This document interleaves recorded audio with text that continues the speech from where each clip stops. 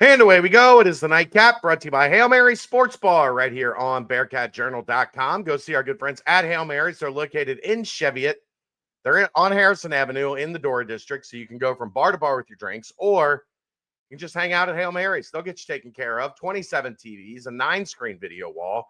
They have the Direct TV sports package, so you can watch all the games. And, of course, Cincinnati sports will always be on the video wall. Great place to go maybe catch some night games, some late night games on the West Coast here over the next couple weeks. Brand new walk-in coolers, brand new draft lines, and of course, ice cold Cincy Light in 32.8 degree frosted glasses. All right, Aaron. Well, guess it's finally time to do this one. It's all over. Yeah, it's unfortunate. If you have been living under a rock today, Wes Miller released a statement that said Jizzle James has been dealing with personal issues throughout the summer. We removed him from the team last month. He's currently not a member of our basketball program. As this is a personal matter, I will have no further comment at this time. Just to kind of catch people up on the timeline, because I mean, we talked about this openly on how we were going to handle it. Dave and I did a entire segment on the BCJ podcast on whether people wanted, because these are now paid athletes, whether they wanted all the information as soon as I could get it to them, or if they wanted to continue the way that we have always done things, which is to be a little more cautious with some information. The overwhelming message was to be a little bit more cautious with the information, and we're still going to be, even through this. But one, the cat is out of the bag on exactly what is going on. And two, Jizzle unfortunately made a lot of this public. So yeah, it's hard to ignore things that are happening when one of the people involved wants everything to play out in a very public fashion. So I posted this on the message board a little earlier, Aaron. I will go over what I kind of know as was the timeline of all the events over the past month or so. And then we'll discuss from there. Initially, it sounds like something started when the team went home at the end of the semester. Then they returned in June.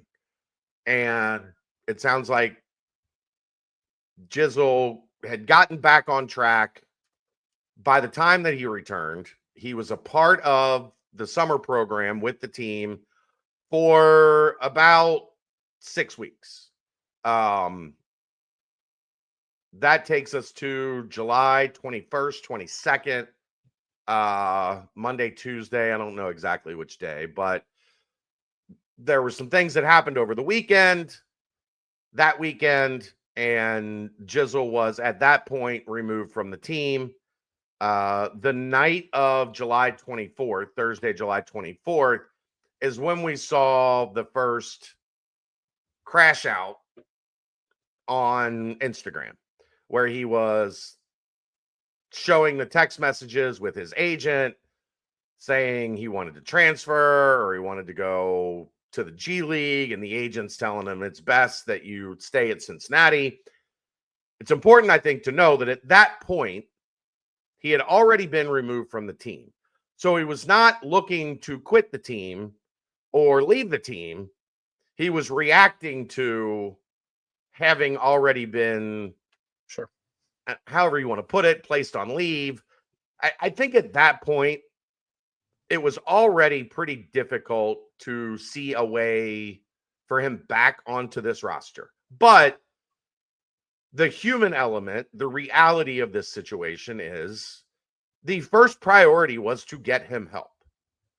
And to my knowledge, the 25th, that Friday, is when he went to the Lucas facility. That became public, obviously, I think 10 days, 2 weeks later, when he posted the picture of himself or when John Lucas John Lucas posted the did, yeah. picture of Jizzle at the facility. So that at that point he had been there for a couple weeks already. Week and a half, yeah. There was no social media activity. Things seemed to be in a better place, on track, in a better. I don't know if it meant in a better place where he was actually going to be able to make it back here. But things seemed to be going in a positive direction. He was getting his life back on track.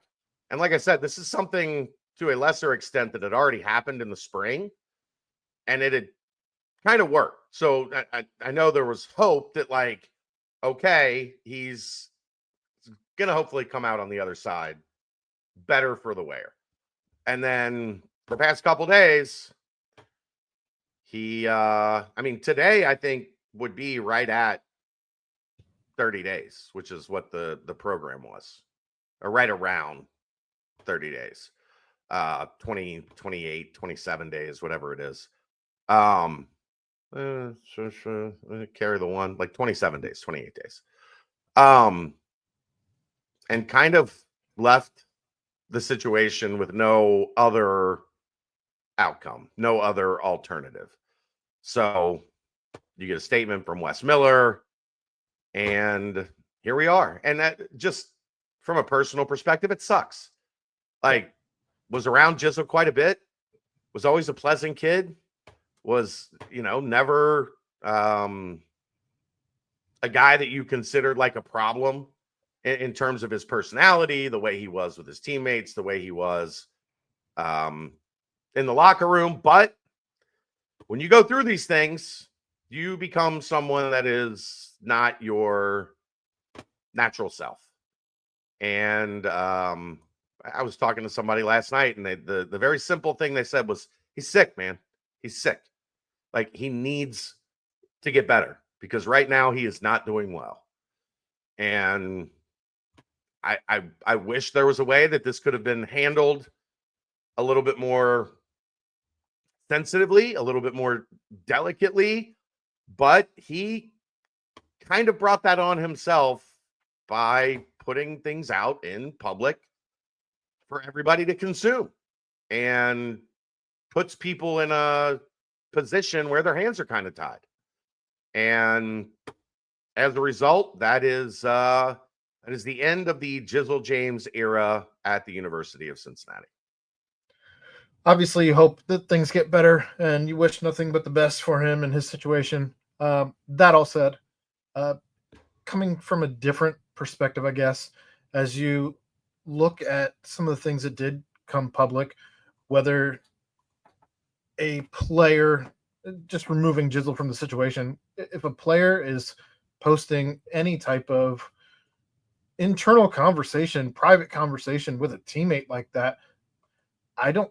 Yeah. Mental illness or not, how do you move forward after that? It's damn near impossible to move forward after that. If it had been any other sport, if it had been any, you would have expected the same outcome. I guess is what I'm trying to say. Look, Aaron, in this era, it's doubly difficult, because this is a team that really, outside of Day Thomas, I mean, you had Alvin Zella and Tyler McKinley that were around last year. But outside of Day, the entire roster is new. And you're dealing with, if this really was something that started festering in April, May, and then he wasn't fully right in June and July when he was here and going through team workouts. Remember, I was saying back then, Jizzle wasn't having a great summer. Well, when you say that, I'm trying to remember if I know you said that, but I don't know if you said that here in this space or if those were private conversations off air. I can't recall. I think what I pointed out was, when people talk about what they're seeing this summer, we're not hearing a lot about Jizzle. We heard an awful lot about Keyshawn Tillery, Day Thomas, Kirk Risa. We weren't hearing a lot about Jizzle. And I did talk about that on, I think, on the BCJ pod with Dave that it didn't sound like he was having a great summer, which was a concern because we went through this last year with Dan. Completely different scenarios. I'm not comparing the two. I'm not comparing the two on that, but I'm saying we went through a summer where one of the main guys didn't get a lot of talk in the summer for having the type of summer that somebody usually has when they're about to break out. The only thing I guess you could say that they had similar between the two of them, if you were trying to draw parallels, is just that their heads were not in the game during the summer. And yeah, I think for that's completely different reasons. Sure, for completely different reasons. If you're just trying to draw any type of parallel, it was just that their heads were not in the game through the summer workouts, which is what you want out of a leader. If you're somebody who's coming back as a got a fly in here, what the hell? If you have somebody coming back as a leader on the team, especially when Dan was a little bit different because you brought a lot of the same pieces back, so you were stepping up as a leader amongst your peers. As opposed to this could have been Jizzle's opportunity to take over a team as the de facto leader.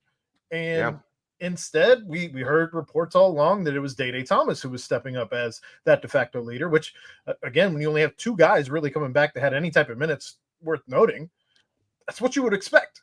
And here we are. Yeah. Again, it stinks. It's not fun to talk about. It's not fun to cover. It has not been fun seeing any of this play out in front of the curtain and behind the curtain. Like, none of the conversations about that. There's a lot of things I like talking. Like, I love talking to sources, talking to contacts, getting information from people. Like, it drives me. It's something I've always enjoyed. This has not been fun. There's been nothing about this that has been fun, seeing this situation continue to spiral.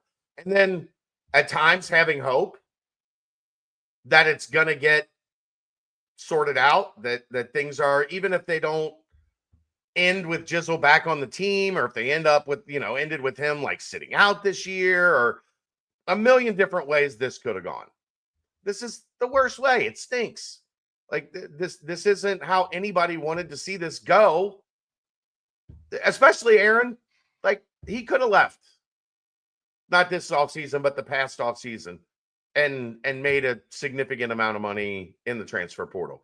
Could have left this offseason and done really well in the transfer portal.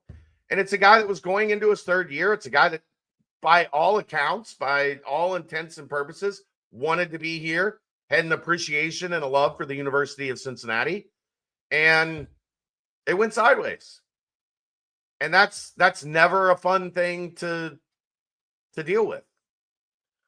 Yeah, you just hope that this is the last time we have to even discuss a situation like this for a long time.